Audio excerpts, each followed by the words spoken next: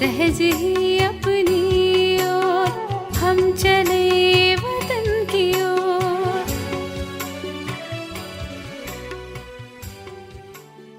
ஓம் சாந்தி. 16/1/1979 அவ்யுக்த பாப்தாதா மதுபன். வாணியின் தலைப்பு: திலகமிட்டவர், கிரீடம் அணிந்தவர் மற்றும் சிம்மாசனதாரி ஆவதற்கான வழிகள். பாப்தாதா அனைத்து குழந்தைகளின் நிகழ்காலம் மற்றும் எதிர்காலம் இரண்டிற்கும் இடையே உள்ள வித்தியாசத்தை பார்த்து கொண்டிருந்தார்கள். பாப்தாதா இன்று குழந்தைகளின் நிகழ்காலத்தை பார்த்து கொண்டு மகிழ்ச்சியும் அடைந்து கொண்டிருந்தார்கள். மேலும் கூடவே அநேக குழந்தைகளின் விசித்திரமான நடத்தையை பார்த்து தந்தை எவ்வளவு உயர்ந்தவராக ஆக்குகிறார், மேலும் குழந்தைகள் தங்களது தவறு செய்யும் காரணத்தினாலும் அலட்சியத்தின் காரணத்தினாலும் உயர்ந்த நிலையிலிருந்து கீழே வந்துவிடுகிறார்கள் என்று பார்த்து இரக்கமும் வந்து கொண்டிருந்தது. இன்று பாப்தாதா விசேஷ ரூபத்தில் குழந்தைகளினுடைய விதவிதமான சிரிப்பூட்டும் ரூபத்தை பார்த்து கொண்டிருந்தார்கள். பிராமண பிறப்பு ஏற்பட்டவுடனேயே பாப்தாதா சங்கம யுகத்தின் உலக சேவைக்காக பொறுப்பின் கிரீடத்தை அணிவிக்கிறார். ஆனால் இன்று ரமணீகரமான காட்சிகளையும் பார்த்தோம். சிலரோ கிரீடம் அணிந்தவர்களாக மற்றும் திலகமிட்டவர்களாகவும் இருந்தார்கள். ஆனால் சிலர் கிரீடம் அணிந்திருப்பதற்கு பதிலாக கடந்த காலத்தில் மற்றும் இப்பொழுது செய்த சிறியதிலிருந்து பெரிய பாவம் மற்றும் இந்த வாழ்க்கையில் கட்டளையை மீறி நடந்த சுமையடங்கிய கூடையை தலையில் இருந்தது. சிலர் கிரீடம் அணிந்தவர்களாக இருக்கிறார்கள் என்றால் சிலர் கூடையை தலையில் சுமந்திருப்பவர்களாகவும் இருக்கிறார்கள். அதிலேயும் வரிசை கிரமமாக சிறிய மற்றும் பெரிய கூடைகள் இருந்தன. மேலும் சிலருடைய தலையில் டபுள் லைட்டிற்கு பதிலாக தன்னுடைய பிராமண வாழ்க்கையின் நிரந்தர ட்ரஸ்டி சொரூபத்திற்கு பதிலாக குடும்பஸ்தனின் விதவிதமான சுமைகளின் கூடை தலைமேல் இருந்தது. அதை பார்த்து பாப்தாதாவிற்கு இரக்கமும் வந்தது. மேலும் என்ன பார்த்தோம்? அநேக விதமான சுலபமான வழி தந்தை மூலமாக கிடைத்திருந்த போதிலும் புத்தியின் தொடர்பு நிரந்தரமாக இணைக்கப்படாததின் காரணத்தினால், சுலபமானதை கடினமாக ஆக்கியதின் காரணத்தினால் அநேக விதமான கடினமான வழியை கடைபிடிப்பதில் சில குழந்தைகள் களைப்பாக தென்பட்டனர். சகஜ மார்க்கத்திற்கு பதிலாக முயற்சி செய்யும் வழியை வலுக்கட்டாயத்தின் ரூபத்தில் உபயோகித்து கொண்டிருந்தார்கள். மேலும் என்ன பார்த்தார்கள்?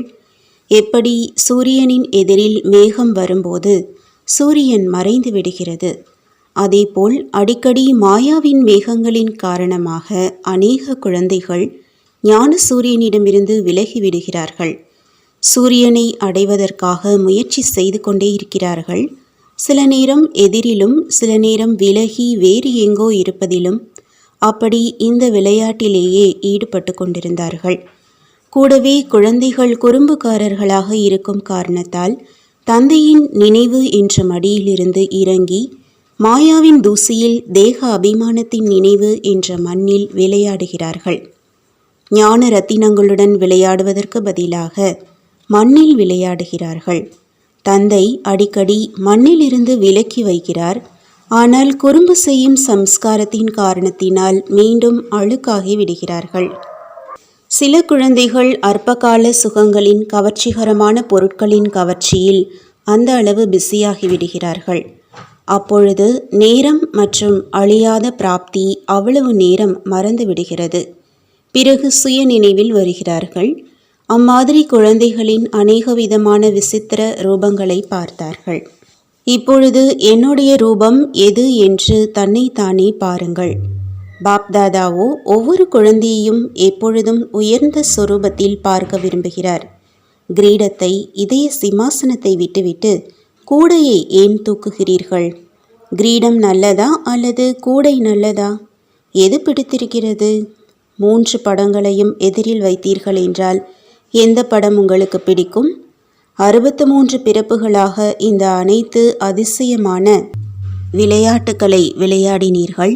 இப்பொழுது சங்கம யுகத்தில் எந்த விளையாட்டு விளையாட வேண்டும்? அனைத்தையும் விட மிக நல்ல விளையாட்டு தந்தை மற்றும் குழந்தைகளின் சந்திப்பு. தந்தை மூலமாக கிடைத்திருக்கும் ஞான ரத்தினங்களோடு விளையாடுவது.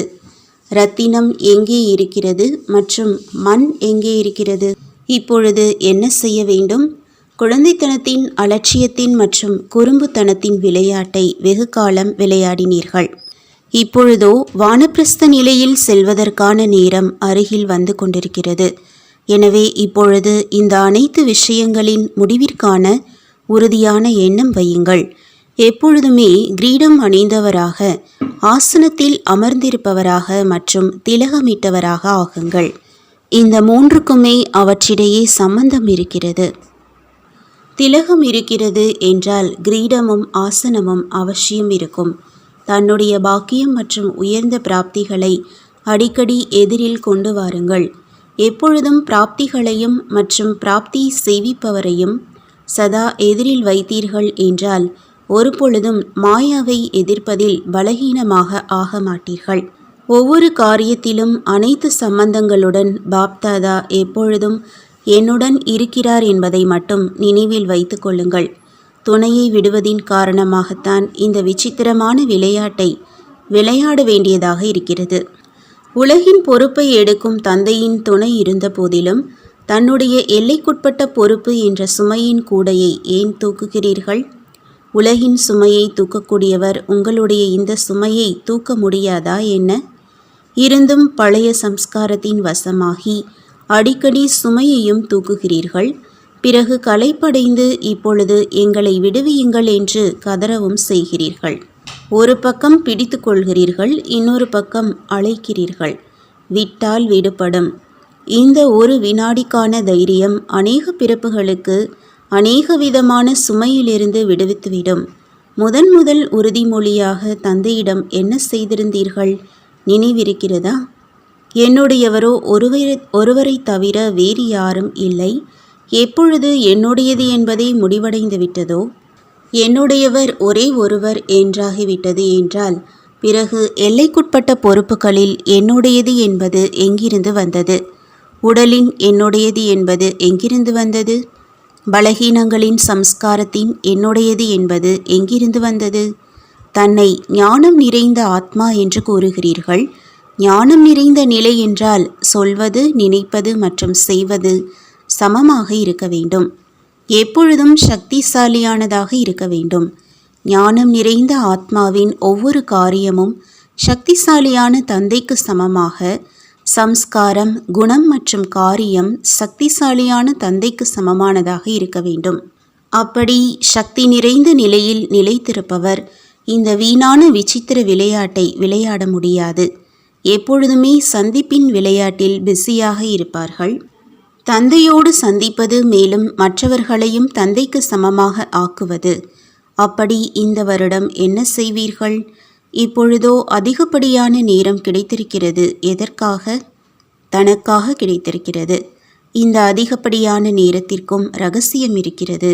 பின்னால் வருபவர்கள் எங்களுக்கு மிக குறைந்த நேரம் கிடைத்தது என்று புகார் கூறக்கூடாது. எப்படி ஒரு வியாபாரத்தில் கொடுக்கல் வாங்கலுக்கு பிறகு ஒரு அதிகப்படியான கொசுறு கொடுக்கப்படுகிறது, அதேபோல் நாடகப்படி இந்த நேரமும் சேவைக்காக உபரியாக ரூபத்தில் கிடைத்திருக்கிறது. இந்த அதிகப்படியான நேரத்தை பாப்தாதாவின் உயர்ந்த வழி பிரகாரம் உபயோகம் செய்யுங்கள். இப்பொழுது என்ன செய்ய வேண்டும் என்று புரிந்ததா? ஒவ்வொரு நேரம் மற்றும் எண்ணத்தில் தன்னை உலக சேவையில் அந்த அளவு பிஸியாக வைத்து கொள்ளுங்கள். அதனால் இந்த அனைத்து வீணான விளையாட்டும் தானாகவே முடிவடைந்து விடும். இந்த ரிசல்ட்டை பாப்தாதா பார்க்க விரும்புகிறார். நல்லது. எப்பொழுதும் எண்ணம் மற்றும் ஒரு நொடியை கூட ட்ரஸ்டியாக புரிந்து கொள்பவர்களுக்கு ஒரு பாபாதான் என்னுடையவர் மற்றும் என்னுடையவர் வேறு யாரும் இல்லை என்று அந்த மாதிரி எல்லைக்கப்பாற்பட்ட சக்திசாலியான எண்ணத்தை வைப்பவர்களுக்கு எப்பொழுதும் உலக நன்மைக்கான எண்ணத்திலேயே பிஸியாக இருப்பவர்களுக்கு, தந்தைக்கு சமமாக சக்தி நிறைந்த சம்ஸ்காரம் உள்ளவர்களுக்கு, வீணானவைகளுக்கு தந்தையின் துணை மூலமாக நிரந்தரமாக விடை கொடுப்பவர்களுக்கு, அப்படிப்பட்ட ஞானம் நிறைந்த குழந்தைகள் ஆத்மாக்களுக்கு தந்தையின் பல தடவை வாழ்த்துக்கள் உரித்தாகுக. கூடவே அந்த மாதிரி சிம்மாசனதாரி குழந்தைகளுக்கு பாப்தாதாவின் அன்பு நினைவுகள் மற்றும் நமஸ்காரம். டீச்சர்களின் தொழில் எப்பொழுதும் திருப்தியின் சுரங்கமாகி இருப்பது, மேலும் அனைவரையும் திருப்தியானவராக ஆக்குவது. டீச்சர்களோ எப்பொழுதுமே திருப்தியானவர்கள்தான். டீச்சர்கள் என்றால் அனைவர்களையும் திருப்திப்படுத்தும் சேவையிலேயே இருப்பவர்கள். எவ்வளவு அவரே நிரம்பியவராக இருப்பாரோ அந்த அளவே மற்றவர்களையும் ஆக்க முடியும். டீச்சர்களின் விசேஷமே ஒவ்வொரு விஷயத்திலும் திருப்தியாக இருப்பது. திருப்தியாக எப்பொழுது இருக்க முடியும் என்றால், எப்பொழுது நிரந்தரமாக தந்தையின் குணம் மற்றும் காரியத்தில் சமமானவர்களாக ஆவார்களோ அப்பொழுதுதான். எது தந்தையின் குணமோ அதுதான் என்னுடையது, எது தந்தையின் கடமையோ அதுதான் என்னுடைய கடமையாகும் என்று எப்பொழுதுமே இந்த சோதனை செய்யுங்கள். அந்த மாதிரி சோதனை செய்து நடந்து கொள்பவர் எப்பொழுதும் திருப்தியாக இருக்கவும் செய்கிறார்கள், மேலும் மற்றவர்களையும் ஆக்குகிறார்கள். டீச்சர்கள் என்றால் திருப்தியின் சுரங்கம். எப்பொழுதும் நிரம்பி இருப்பதில் சுரங்கத்திற்கு சமமாக குறைவில்லாமல் இருக்கட்டும். இதுதான் டீச்சர்களின் தொழிலாகும். பார்ட்டிகளுடன் சந்திப்பு. 1. அனைவரையும் ஈர்க்கும் தந்தையின் பக்கம் ஈர்க்க வைப்பதற்கான வழி பிரகாசமாக இருக்கும் தெய்வீக நட்சத்திரம் ஆவது.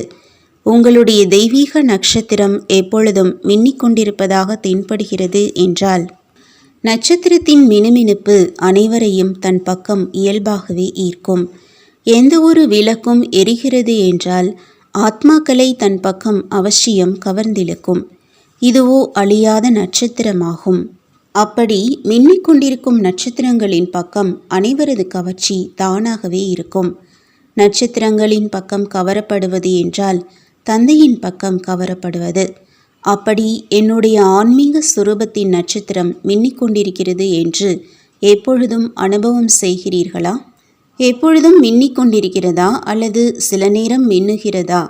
எப்பொழுது தந்தை மூலமாக ஞானம் மூலமாக நட்சத்திரம் ஜொலித்துவிட்டது என்றால் இப்பொழுது அணைய முடியாது.